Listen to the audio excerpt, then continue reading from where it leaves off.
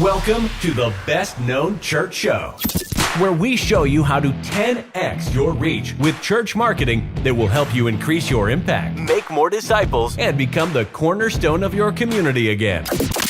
This is for the leaders with an outrageous vision, because anything less would be an inaccurate reflection of our Creator. The ones who have unreasonable faith, because you know God works unreasonable miracles. And the ones who are relentless in the pursuit of your calling, because anything less would not make a good and faithful servant.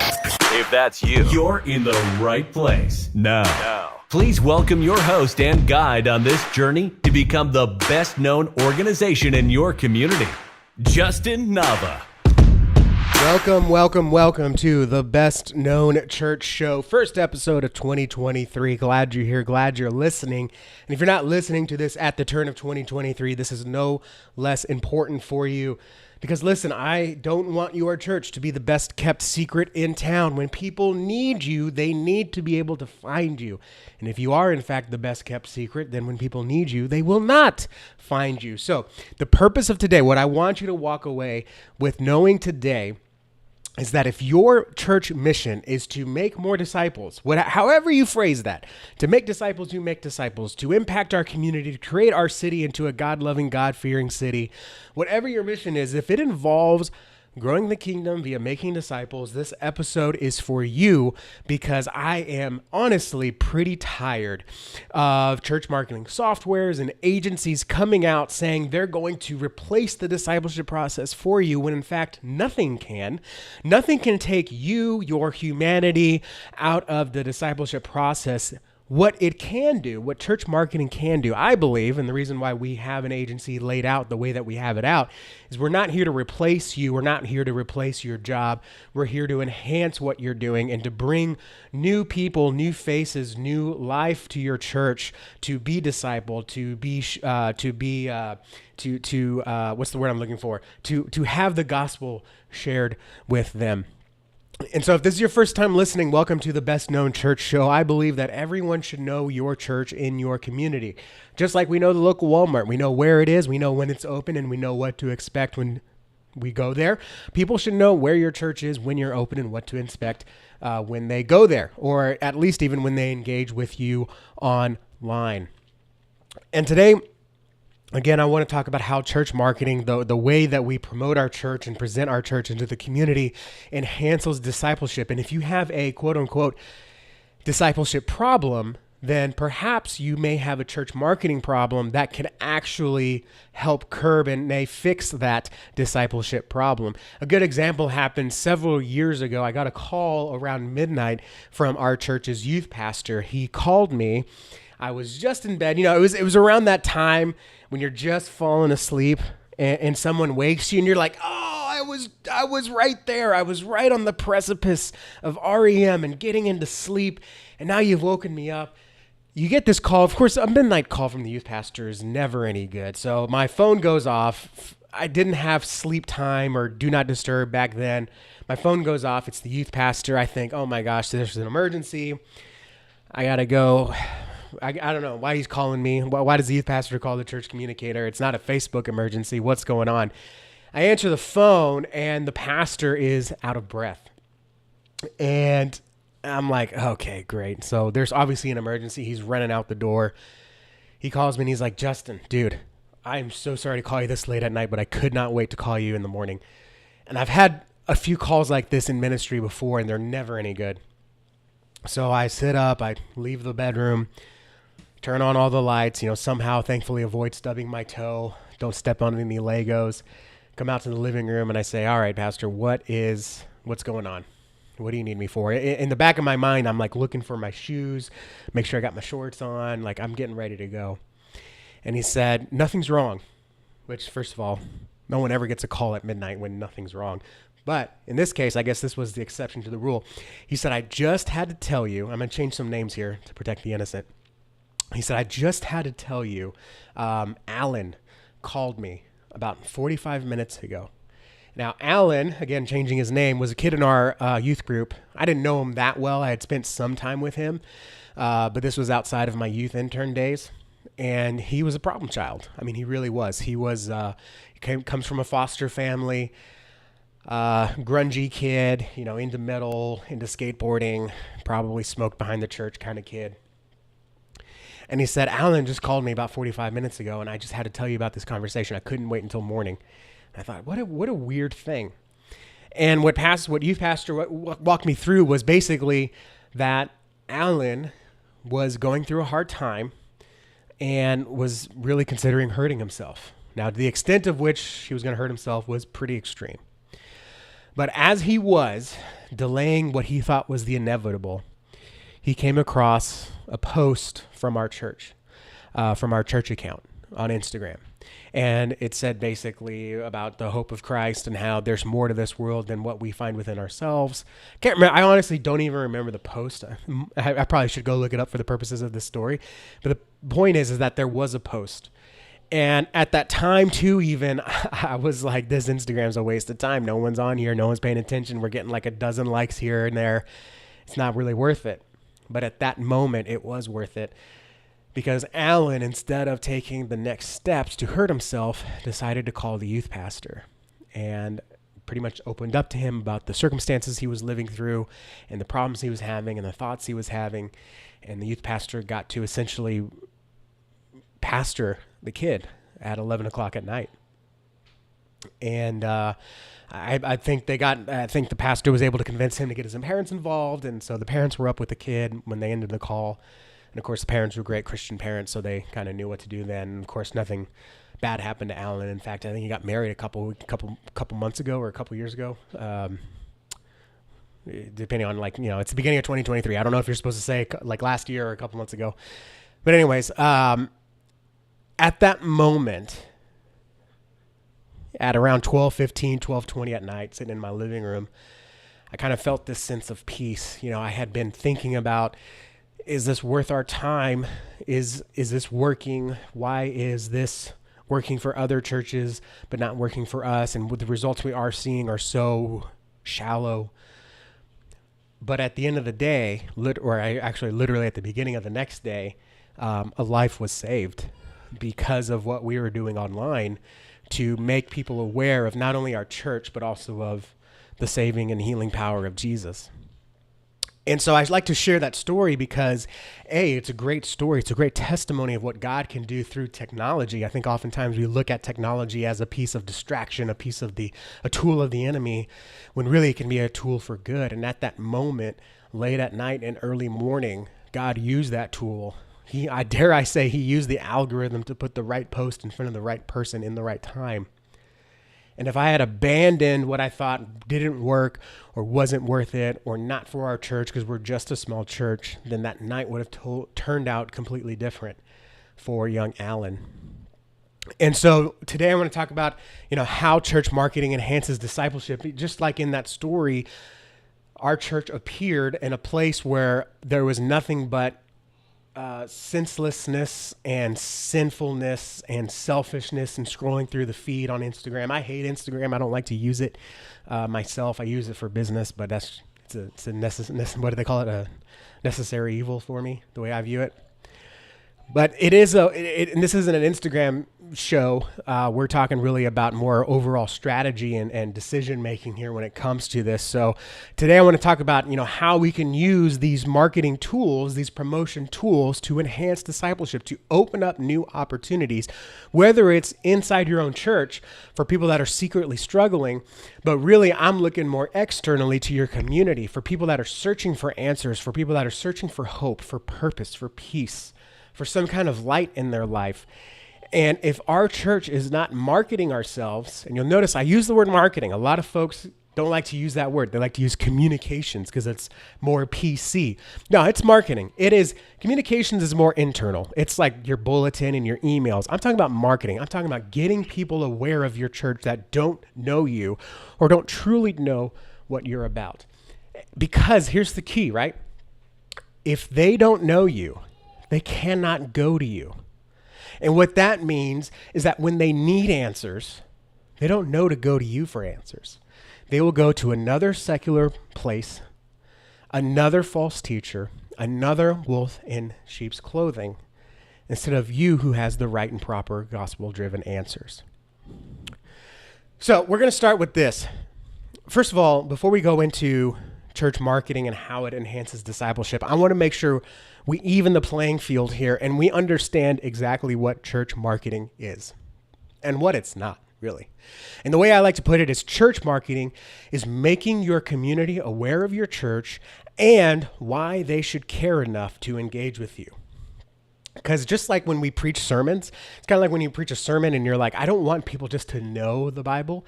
I want them to engage with God, right? Or I don't want them to know about God. I want them to know God. I don't want them to just hear the lesson. I want them to be transformed by the lesson. And so church marketing is not just making your community aware. That's where a lot of these tools, softwares, and other agencies kind of stop, is they just make people aware of you. But they don't go to that next step to say, this is why you should engage. This is why you should take a next step with this church, or even a next step with Jesus in your spiritual walk.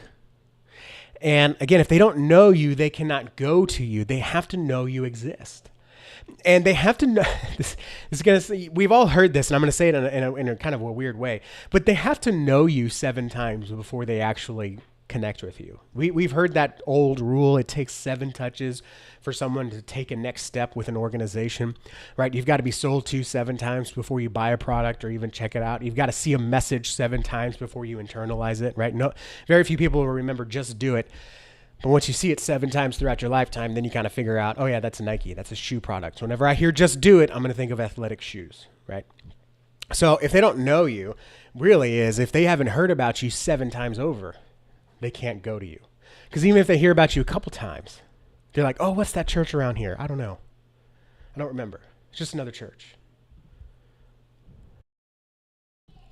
So you need to make sure that people know who you are, but also why they should engage with you.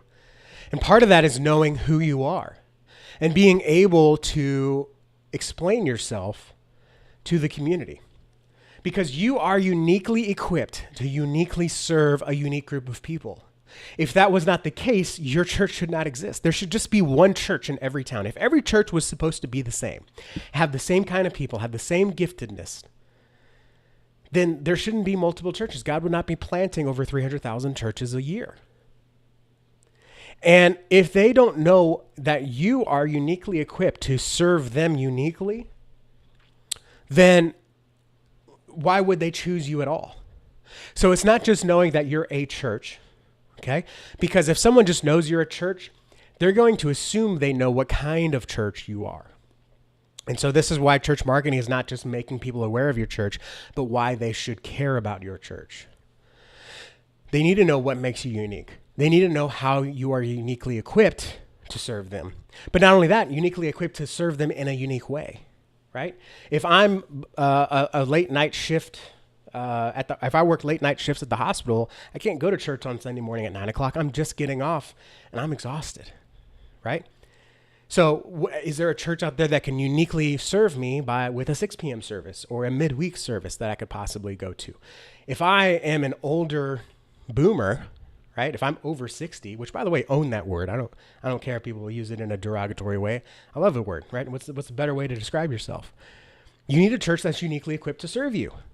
Meaning while every other church is chasing after the young folk, there are fewer churches out there. 2 of them are my clients and I love them that say, we haven't forgotten about you. And we're here uniquely equipped to serve you. And older folks go to these churches of mine that are like boomer churches. We don't have kids ministries. We don't have nurseries, okay? We don't teach how to be a great dad. We teach how to be a great grandfather.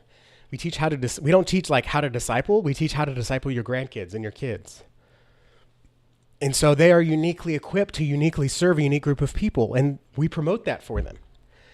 And so when boomers in the community over 60 feel like the world has left them behind and now the church is leaving them behind, or at least their church is leaving them behind, there's another one that's uniquely equipped to serve them. And without that, they would just give up and live out the rest of their days being a mediocre saint, not knowing how to grow continuously with their last years of their life. And not only that, if people don't know you, okay? And God's calling them to a church.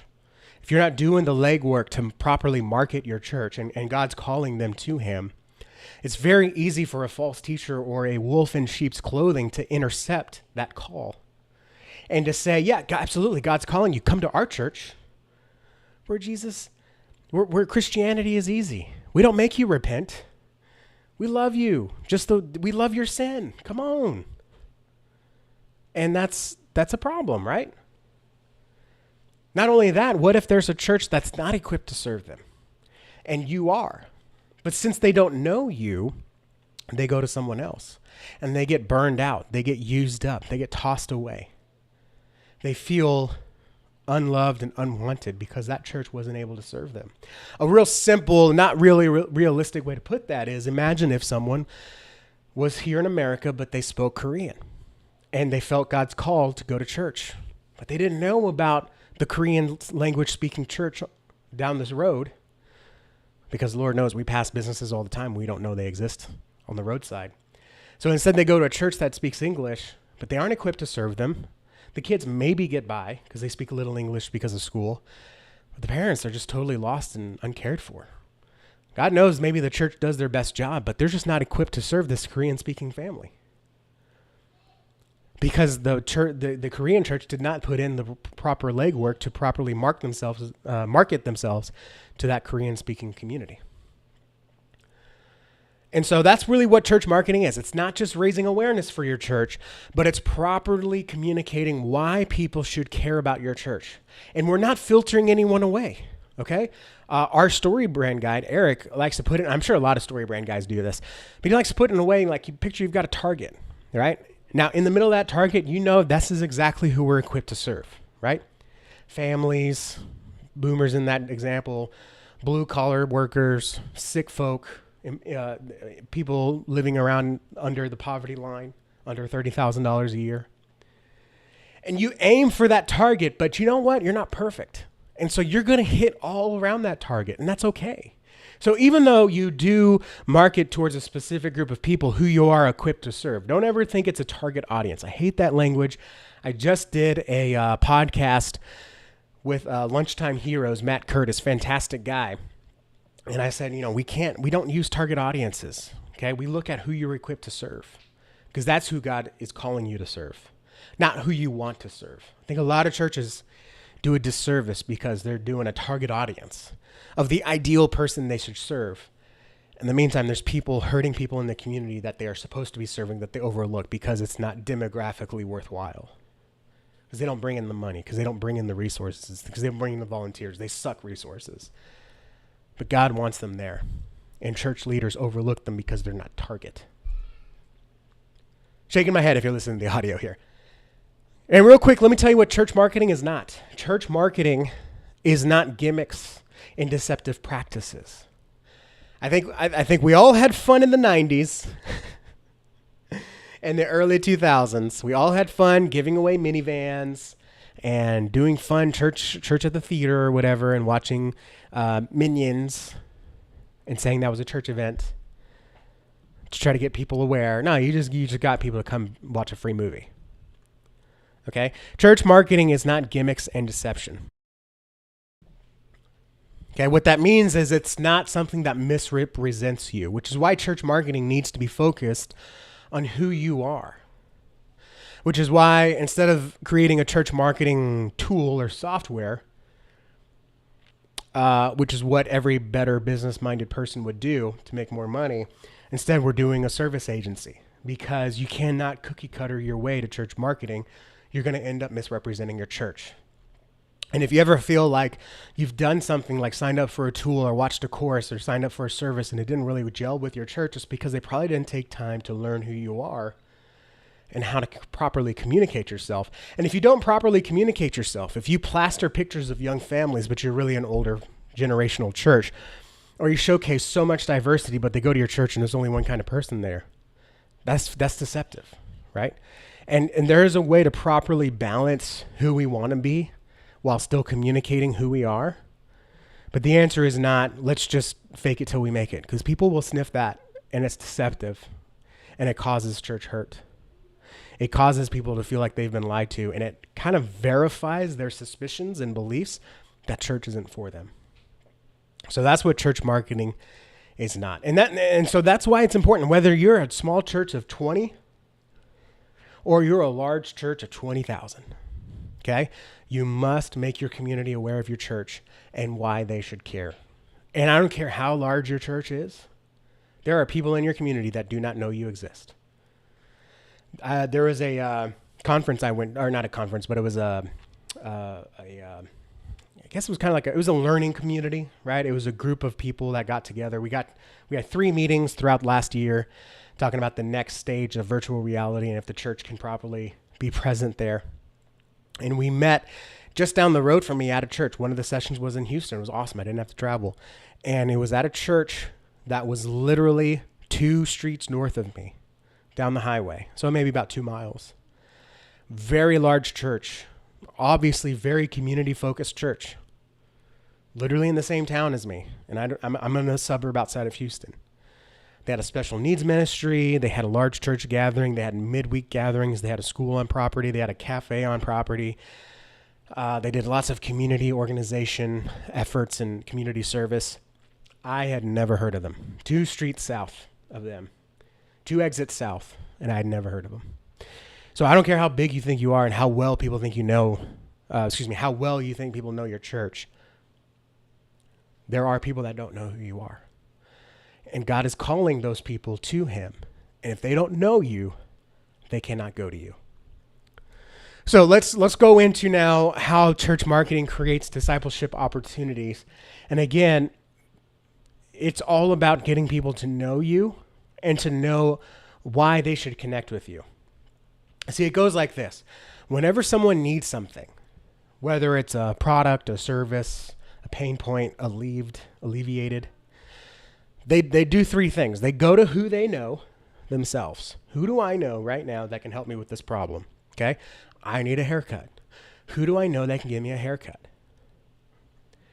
If they don't know anyone, then they'll ask their friends and family. Okay? When I moved here to our area, I had some neighbors, and if I didn't know who's got good Chinese food around here, I asked my neighbor, "Hey Scott, who has good Chinese food here? Who's a trustworthy mechanic around here?" Obviously, he invited me to his church, great church down the road, Spring Baptist Church.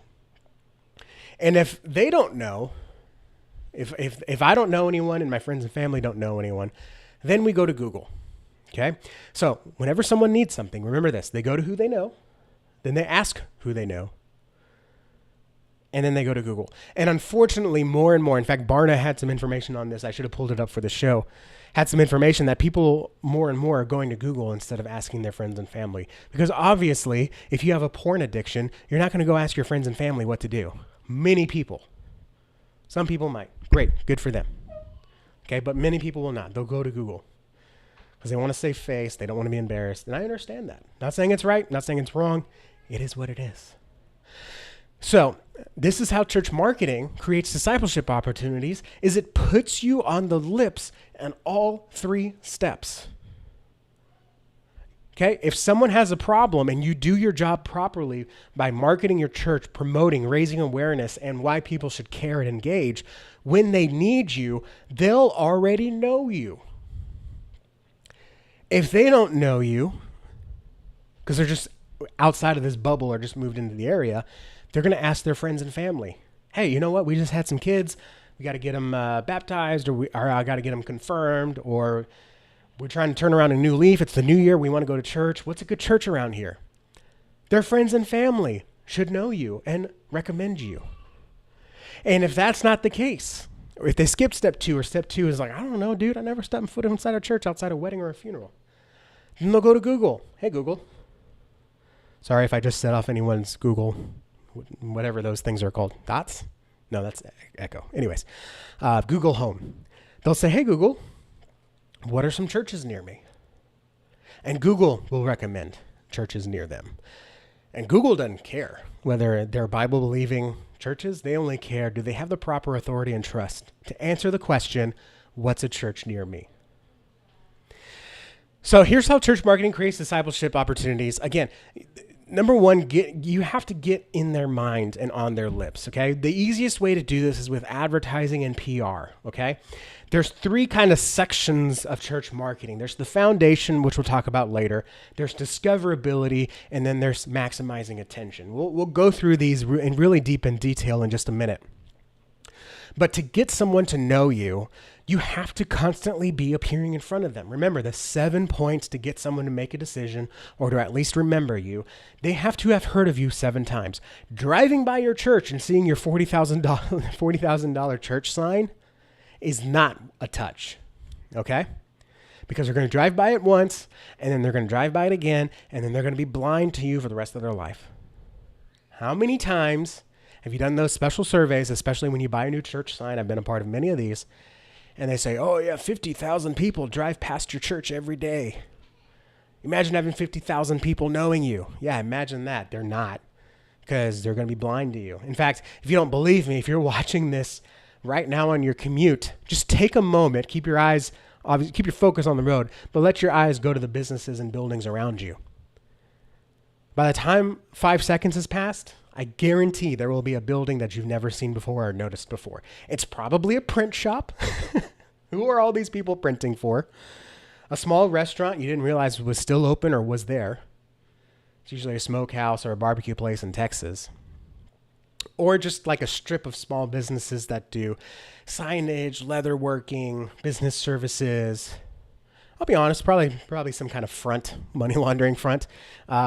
That's neither here nor there, okay? There are always places that people are driving past that they have no idea what's there. In fact, I have this all the time. The very rare occasion when my wife drives, I get to actually look out and see what's all around us, and there are so many places that I've never even realized existed just within the few blocks around us. In fact, there's a new bakery that just opened up. I had no idea until my dad was driving, and I was like, wow, there's a bakery there less than a mile from our house that just opened up. Never noticed. I drive past it every day to pick up my kids from daycare. So you have to promote yourself to get in front of them. And again, we'll talk about how to get in front of people more and more when it comes to maximizing your attention. The same goes for their friends and family. What's true for them is true for their friends and family. Okay? So whoever they might be asking, you do the same. You advertise, you get in front of them via places they're already paying attention to, like the news, newspapers, magazines, podcasts, or by direct advertising, Facebook ads, Google ads, flyers, door knockers, all that traditional stuff works too. The last one is Google. This one's the toughest one, and this is where a lot of churches give up, and this is where a lot of churches think church marketing lives and dies, and that's the internet.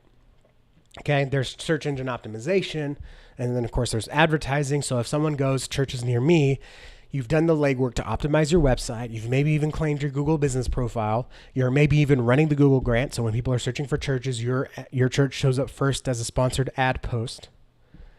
But that's the work you need to do to be recommended on Google.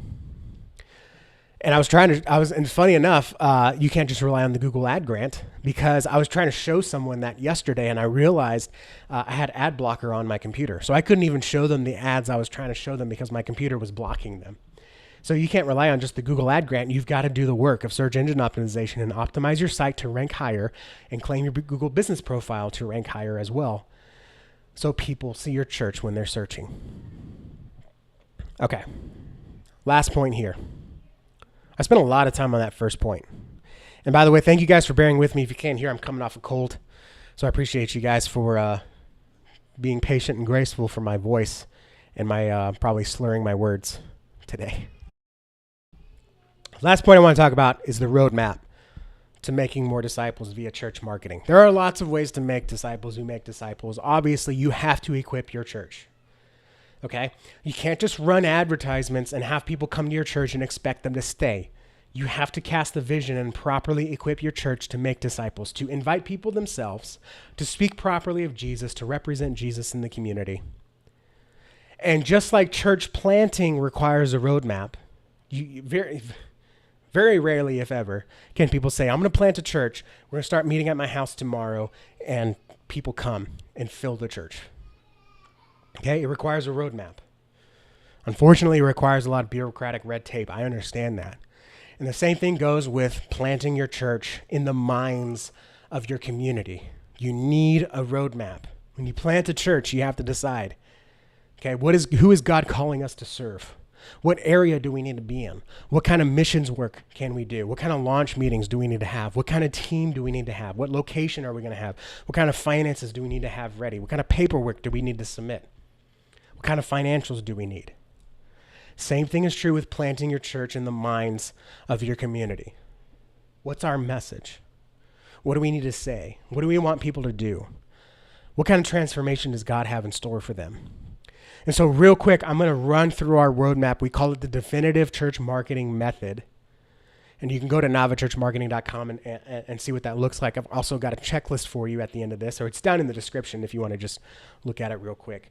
BetterKnownChecklist.com, by the way. We just updated the URL there. The first thing you need to answer is your foundation. Who are you? Okay? If you ask 100 people, even in your church, but let's just say your community, if you ask 100 people, what is a church? You're going to get 117 different answers. You cannot assume that because your name is First Baptist or because your name is Grace or because your name is House of Prayer, people will know what makes you unique. You have to properly communicate that. So the first step is the foundation is, who are you? How do you communicate who you are? Who are you equipped to serve? What do they need? What are they suffering? What are their pain points? How can God answer them? How can God transform them? How does God meet them? Where does God meet them? Where do you meet them? What do you want them to do? If they're not ready to make that decision, what do you want them to do instead? What happens when they engage with your church, and what happens when they don't? This is the questions that we ask and answer and assemble for you when you work with us. It's very similar to, or if it sounds familiar, it's the Story Brand framework. But then not only that, how do you want to be remembered? That's your visual mark, your identity. What kind of language do you use? And then once you know your foundation, then you focus on discoverability. You're not ready to go out and broadcast your message to everyone. You've got to make sure it's working for the people that at least know they need something like what you have. And so from there, you focus on discoverability, your website. What is the one thing your website should do? The reason why websites don't work and the reason why you can redesign your website and it still doesn't work is because your website's trying to do 10 different things. You're trying to cut your knife with you're trying to cut your steak with a Swiss Army knife instead of an actual steak knife that's meant to cut a steak. And so you're trying to get your website to do everything. No, I'm telling you, your website just needs to do one thing and one thing well. And if it does that one thing well, you will have new discipleship opportunities open up. Because people who are searching for churches find your site. And instead of being bombarded by decisions to make, they get one simple thing. You in or you out. Whatever that one thing is. Might be watch a video, might be learn more, plan a visit. Not saying it can't do anything else, but it should do one thing really well, instead of a bunch of things mediocre. And then not only that, your search engine optimization. When people Google a church near you, do you even show up? If people search your church, do you even show up? And then reviews. What are people saying about you online? Because even if people find your church on Google, are there reviews that showcase what makes your church unique, the transformation that God's doing in your church? Or does it just say, great church, great preaching, friendly pastor? Everyone knows the pastor's wife wrote that. So I'm going to go to the next church. Then you maximize attention. Then you say, we know who we are. We know what's communicating to people who are at least looking for a church. Now we can go out and share this with people who don't even know they need a church, who don't even know they need Jesus. That's when you bring in forms like the Google Ad Grant, Facebook ads, public relations, going on podcasts, press releases. Because then you have opportunities to introduce yourself and introduce Jesus to people who don't even know they don't know you. Because if you just sit here continuing to do the same thing, even just updating your website, spending thousands of dollars on your website, the only people that are going to see it is people that already know you or people that already know they need a church, which are probably just more churched people. If you really want to make more disciples, you've got to get in front of people who don't even know they don't know you, who don't even understand who Jesus really is, and who don't even understand the impact of their sin that has on their lives. This is where true discipleship opportunities are opened up because of church marketing. Instead of sitting around fiddling our thumbs, preaching another message to the same crowd, we can actually have new impacts on new people and grow the kingdom. Hey, thanks for the thumbs up on YouTube or Facebook. This is where real discipleship opportunities open up because of church marketing, because you're getting outside of your circle and you're sharing Christ with people that he's calling to him, but also maybe not at that moment, but eventually when he does call them, they'll already know you, so then they can engage with you. That is the roadmap to making more disciples via church marketing. And if you want to go ahead and audit what you have right now, go to bestknownchecklist.com. Let me make sure, because we just set it up this morning. Bestknownchecklist.com. Yeah. Bestknownchecklist.com. You're listening to the Best Known Church Show, so go to bestknownchecklist.com.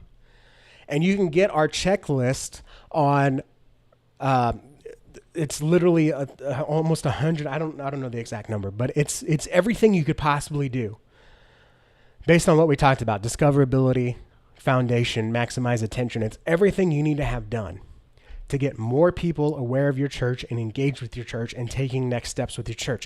Audit where you are right now.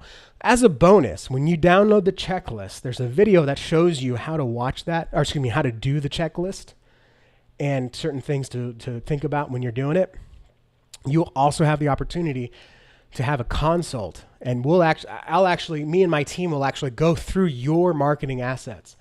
And through the lens of, is this accomplishing your church mission? Is it aligned with your goals? Is it helping you make disciples?